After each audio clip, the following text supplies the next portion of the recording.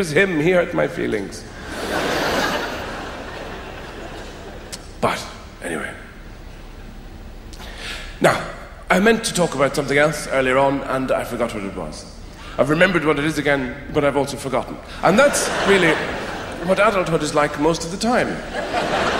You know, you spend a lot of time walking back to the room to get the thing that you left the room so that you would go and use it somewhere else, and on your way back to the room to get the thing, you forget not only what it is, but what room it was in, and you're faced with the people who love you looking at you going, what do you want? Why are you here? And you go, I don't know. You spend an awful lot of time like that. And children aren't like that, which is why they look so young, because they always have a sense of style and purpose. When they're walking around, they have a very definite purpose. They're walking and walking, and it's a great walk as well. It's not an adult sort of bemused shuffle. It's that, I'm going over here. You say, why are you going over there? Because I have a harmonica. What are you doing with a harmonica? I'm going to put it in the toilet. And why are you doing that? Enough questions. Goodbye. Because children express themselves. That's how they look young and vibrant and alive, and why we all envy them. The child, you know, the children can be incredibly difficult to understand when you're grown up. You forget that you were a child. Something simple like a child going to bed. You know, you say bedtime, bedtime, bedtime. That's not what the child hears. What the child hears is lie down in the dark. For hours. And don't move. I'm locking the door now. So the child has trouble with that, so of course you make a concession. You read a fairy tale or something, you know, all the wisdom of the world compacted into a little story. And you say there was a little girl lost many, many miles from home, walking through the woods, late at night with the creatures all hooting and howling in the bushes around her, stepping over the roots of trees. And she came to the old sty and began to climb it, but it broke, you see. It broke and she fell down. But then when she got herself up, she was all right, and you could see the lights at home.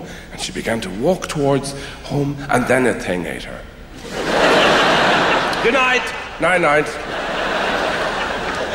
You probably sent the child to bed because you were just tired talking to the child, because the child asks you questions. You see, and this is one of the great things about having a child. You look forward to teaching this child about the world and how it works. But the children they're like children, but they're bigger and they're webbed. They're not really interested in your views on the world. You know, they have their own questions. What is the name of the spaces in between the bits that stick out on a comb?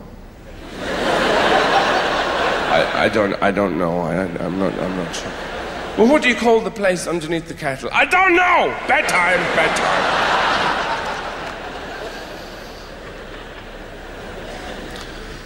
it's difficult. Children sleep in your bed.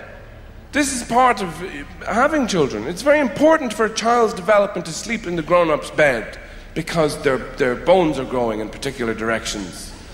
You see, what happens is children are actually very sophisticated. They sleep in your bed for a reason. The child is born, it takes a look around, it thinks, well, this isn't quite what I'd hoped for. These people are idiots. I wouldn't have painted the house like this at all. But I've got to make the best of it.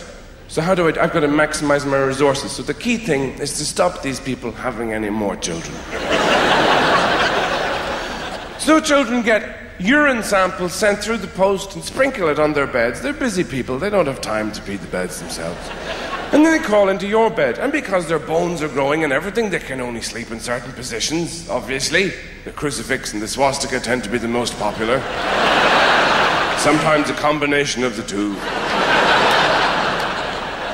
But the thing that really relaxes a child is to have the big toenails lodged squarely in your respective genitalia.